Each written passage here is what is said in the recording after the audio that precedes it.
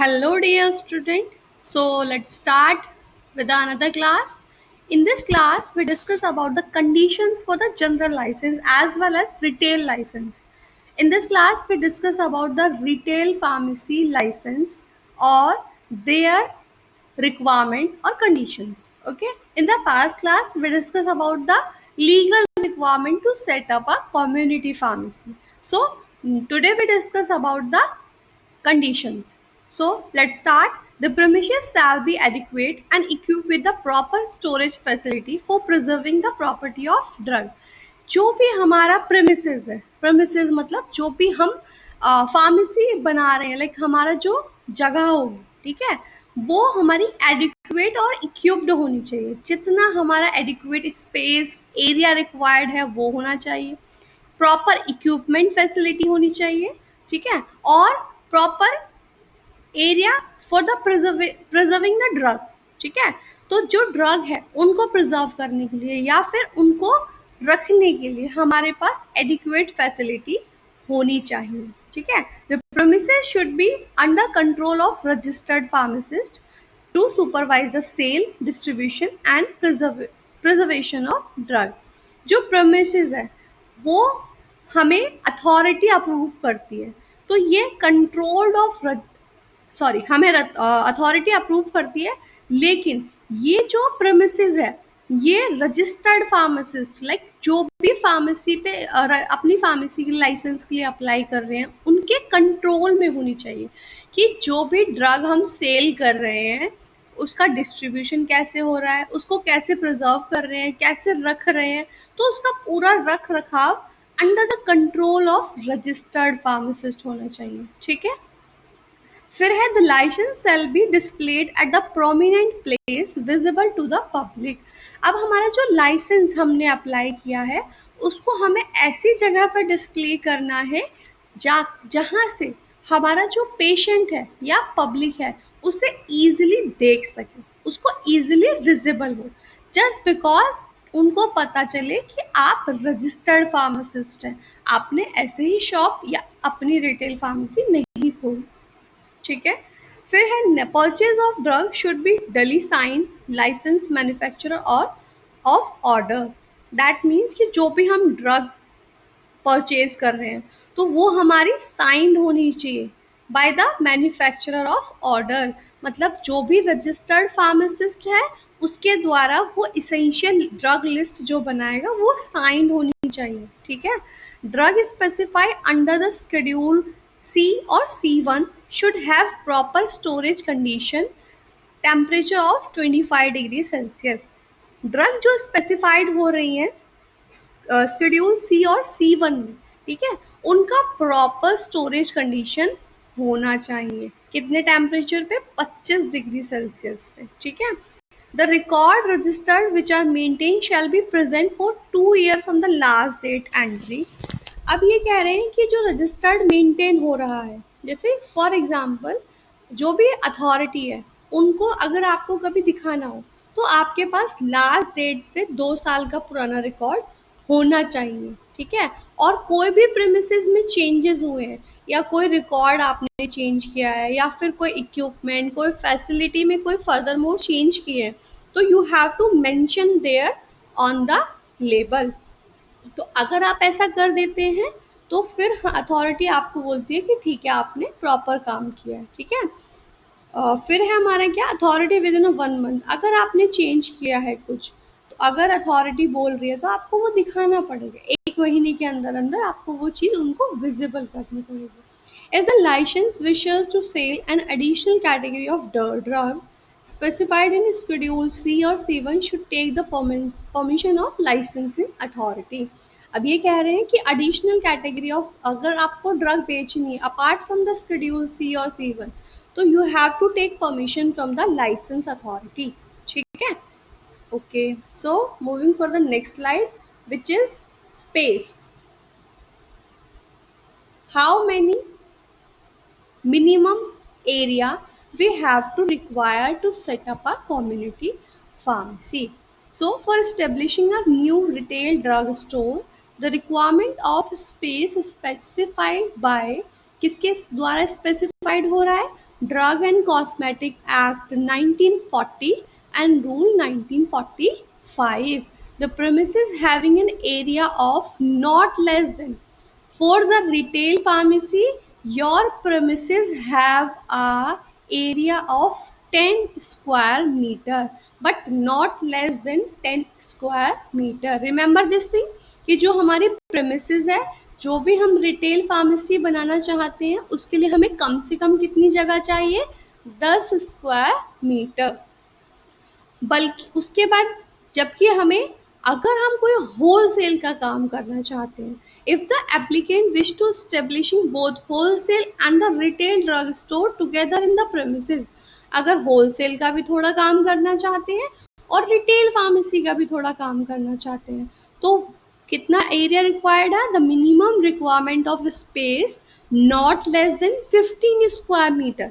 अगर हमारा होलसेल और रिटेल हम छोटा सा साथ में सेटअप करना चाहते हैं तो उसका एरिया 15 स्क्वायर मीटर से कम नहीं होना चाहिए। ठीक है, so moving for the next slide which is requirement. Requirement to set up open a retail drug store, क्या क्या रिक्वायरमेंट होंगी। ठीक है, तो application in duplicate on form 19, जो हमारी न्यू रिटेल ड्रग स्टोर होती है उसके लिए फॉर्म 19 अप्लाई करते हैं। अभी मैं आगे नेक्स्ट स्लाइड में आपको फॉर्म्स डिस्कस करूंगी किसके लिए कौन सा फॉर्म एप्लीकेबल होता है। ठीक है, तो हमारा रिटेल फार्मेसी के लिए एप्लीकेशन फॉर्म नंबर जो होता है वो 19 होता है according to the drug and cosmetic act 1940 और रूल 1945। और कह रहे हैं आगे, challan fee deposited for the obtaining drug licence. अगर आपने उसको अप्लाई कर दिया है, अगर आप उसका टाइम से रिन्यूअल नहीं करवा पाए है ना, और आपका डिले हो गया, तो यू हैव टू सबमिटेड और डिपॉजिटेड द चालान फीस। ठीक है, अपने लाइसेंस को पाने के लिए आपको चालान फीस देनी होगी। फिर है attested copy of D pharm from any institute duly recognised by the PCI। What is PCI? Pharmacy Council of India। तो ये कह रहे हैं कि आपके पास अप्लाई करने के लिए फॉर्म 19 होना चाहिए, चलान फीस हो। अच्छा, ये चलान फीस वो भी है जब आप फर्स्ट टाइम अप्लाई करते हैं तो एक फीस आपको सबमिट करनी पड़ती है। ठीक है, और एक होती है रिन्यूअल के टाइम पे, अगर आप रिन्यूअल नहीं करा पाते हैं तो आपको चालान देना पड़ता है। ठीक है, तो उसके बाद क्या करेंगे, अटेस्टेड कॉपी, आपका जो डी फार्म का आपके पास सर्टिफिकेट्स होंगे है ना किसी भी इंस्टीट्यूट से, लेकिन वो इंस्टीट्यूट अप्रूव्ड होना चाहिए फार्मेसी काउंसिल ऑफ इंडिया के द्वारा। ठीक है, फिर क्या करना है, affidavit of a registered pharmacist और competent person working full time. आपके पास रजिस्टर्ड फार्मासिस्ट होने का एफिडेविट होना चाहिए। ठीक है, कि आप फुल टाइम वर्किंग हैं, आपने ये किया हुआ है, ऐसा वाला। ठीक है, affidavit of non conviction partner proprietor director under the drug and cosmetic act 1940 और रूल 1945। आप अगर किसी के साथ पार्टनरशिप करना चाहते हैं, ऑनर बनना चाहते हैं, प्रोपराइटर या फिर नॉन कन्विक्शन फॉर्म में अप्लाई करना चाहते हैं, तो you have to submit affidavit of that also. ठीक है, फिर आपके पास क्या होना चाहिए, मैप होना चाहिए, प्रॉपर लेआउट होना चाहिए या फिर ब्लूप्रिंट होना चाहिए कि जो आपकी ड्रग स्टोर है, ठीक है, वो कैसी बननी है, और वो पार्टनरशिप में है या प्रोपराइटर खुद खोल रहे हैं, तो आपको उसका मैप प्रॉपर होना चाहिए। You have to submit your layout कि हम सर ये ऐसा बनाना चाहते हैं, हम ये चाहते हैं, तो आपके पास पूरा प्लान होना चाहिए उसके लिए। A copy of partnership deep in case of partnership form. आप अगर पार्टनरशिप में करना चाहते हैं तो आपके पास पार्टनरशिप कॉपी फॉर्म की कॉपी होनी चाहिए। लास्ट क्या है, रेफ्रिजरेटर परचेज रिसीप्ट। अब आप लोगों को पता है जो बायोलॉजिक्स होते हैं उनके लिए रेफ्रिजरेटर रिक्वायर्ड होता है। ठीक है, तो हमारे पास रेफ्रिजरेटर की परचेज रिसिप्ट भी होनी चाहिए। वो देखते हैं कि भाई तुम रिटेल फार्मेसी खोलना चाहते हो तो आपके पास ये रिक्वायरमेंट है और ये जो भी लिस्ट ऑफ क्राइटेरिया दिया हुआ है, तो आपके पास सारा डॉक्यूमेंटेशन प्रॉपर है या नहीं। ठीक है, अगर होता है तो वो आपको परमिशन दे देते हैं। ठीक है, so moving for the next slide which is required form of license form. ठीक है, तो रिक्वायर्ड कौन कौन से फॉर्म होते हैं लाइसेंस के अप्लाई करने के लिए। तो पहले हम देखते हैं कि license for retail sale, retail के लिए हमारे पास कौन कौन से फॉर्म होते हैं। एक तो हमारे पास रिटेल के लिए होता है फॉर्म 20, फॉर्म 21 और फॉर्म 20F। 20 और 21 जो होते हैं वो शेड्यूल्स की ड्रग्स के लिए होते हैं, लेकिन 20F जो होता है वो स्पेशल कैटेगरी ऑफ ड्रग के लिए होता है। ठीक है, याद रखना ये चीज, स्पेशल कैटेगरी लाइक अगर हम नार्कोटिक साइकोट्रॉपिक सब्सटेंस की बात करें तो वो फॉर्म 20F में आते हैं। फिर अगर हम बात करें retail license for the wholesale, ठीक है, अगर होलसेल की बात करें तो उसमें फॉर्म 2021B और फॉर्म 20G। तो फॉर्म 20B और 21B जो होता है वो स्पेशल कैटेगरी के लिए नहीं होता है, लेकिन 20G जो होता है वो स्पेशल कैटेगरी के लिए होता है। जैसे कि अभी हमने नार्कोटिक और साइकोट्रॉप्स के एग्जांपल दिया रिटेल में, वैसे ही होलसेल में 20G जो होता है वो स्पेशल कैटेगरी ऑफ ड्रग्स के लिए होता है। अब इनके लिए एप्लीकेशन फॉर्म कौन सा होता है, हमारे जो रिटेल वाली जो फॉर्म 20 वाले हैं उसके लिए फॉर्म 19, 21 के लिए भी 19, होलसेल के 20B और 21B के लिए भी 19, लेकिन हमारी जो स्पेशल कैटेगरी है रिटेल और as well as wholesale 20F 20G, इसके लिए हमें फॉर्म नंबर मिलता है 19C। ठीक है, फिर आते हैं इसकी फीस पे। जो हमारा रिटेल के लिए हम अप्लाई करते हैं उसके लिए फॉर्म 2021 जो होता है उसके लिए हमें 1500 पे करना होता है। ठीक है, स्टार्टिंग फी, और स्पेशल कैटेगरी के लिए एडिशनल फीस देना पड़ता है हमें 500 पर मंथ। ठीक है, फिर अगर हम बात करें किसकी होलसेल की, तो होलसेल के लिए भी हमें सेम अमाउंट पे करना पड़ता है 1500 और एडिशनल फी पर मंथ 500। ठीक है, सो ये आपके फॉर्म्स हैं जो कि रिटेल के लिए और होलसेल के लिए अप्लाई कौन से होते हैं, और उसके साथ साथ एप्लीकेशन फॉर्म कौन सा होता है, एप्लीकेशन फॉर्म नंबर होता है। ठीक है, so let's start with another slide, which is site selection requirement. It is one of the most crucial aspect of any business success during the site selection. अगर हमें कोई भी बिजनेस सक्सेस कराना है उसका साइट सिलेक्शन होना बहुत important process होता है, जस्ट बिकॉज लोकेशन बहुत important phenomenon है in terms of business.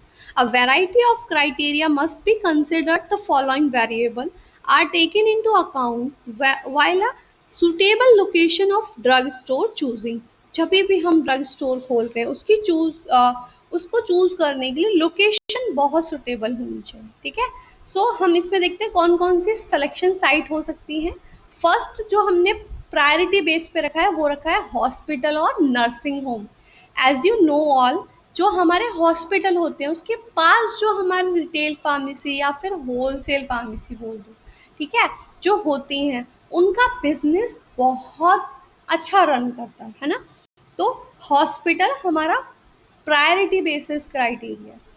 So because most patient are heading toward hospital for the treatment, क्योंकि बहुत सारे लोग आते हैं है ना, and the multi facility are available near the hospital, बहुत सारी नियर बाई फैसिलिटीज अवेल होती हैं हॉस्पिटल के।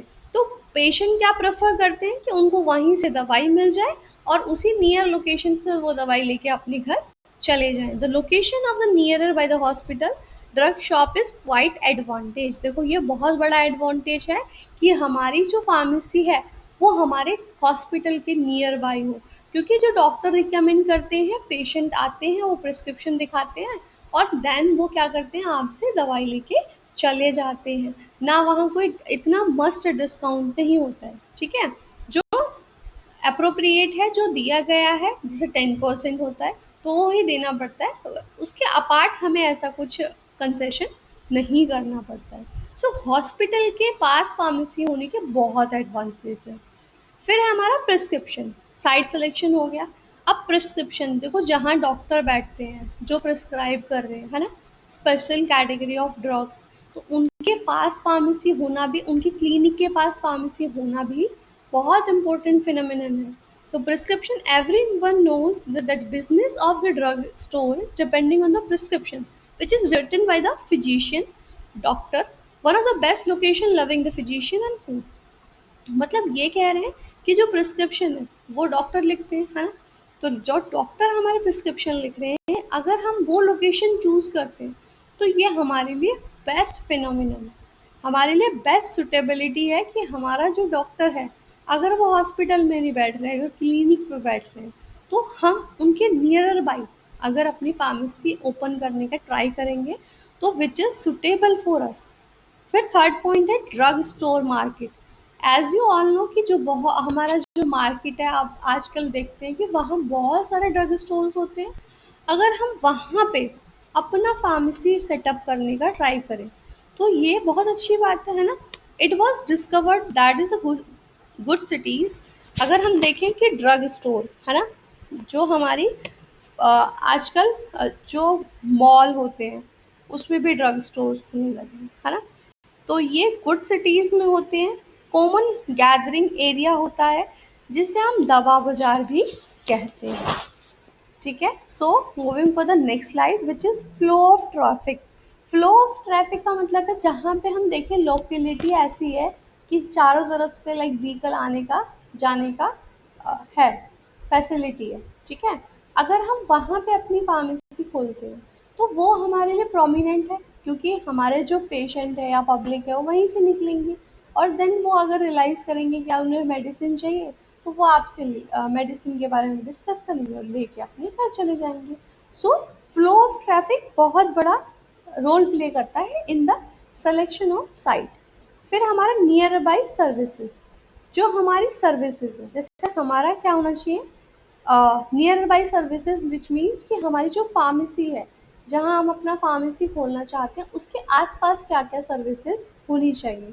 पहला है एनफ पार्किंग स्पेस। कोई भी पब्लिक आती है आजकल, सब टू व्हीलर फोर व्हीलर है ना, करते हैं, रखते हैं अपने पास, तो उनके उस फैसिलिटीज़ को या फिर उन चीज़ों को मेंटेन करने के लिए तो हमें क्या करना पड़ता है, एडिक्वेट स्पेस या एनफ पार्किंग स्पेस हमारे पास होना चाहिए। फिर स्मॉल प्लेग्राउंड, आजकल बच्चे अगर पीडियाट्रिक्स का केस देखें तो उनको भैया खेलना चाहिए, है ना? तो हमारे पास छोटा सा प्लेग्राउंड या हमारे पास छोटा सा गार्डन टाइप होना चाहिए।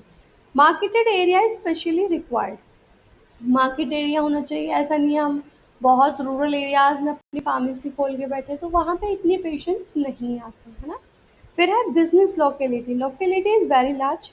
लोकली अगर हम देखें तो ये बहुत बड़ा है, ठीक है, मॉडर्न हाई स्टैंडर्ड इन सब चीज़ों को मेंटेन करना पड़ता है अगर हम लोकेलिटी की बात करें। रेसिडेंशियल एरिया जो है, लेट अगर हम छोटे बजट से स्टार्ट करें और हमें पता है कि भाई हमारे डेली के इतने कस्टमर्स हैं, वेल नोन कस्टमर्स हैं, तो हम अपना बिजनेस अच्छे से सेटअप कर सकते हैं।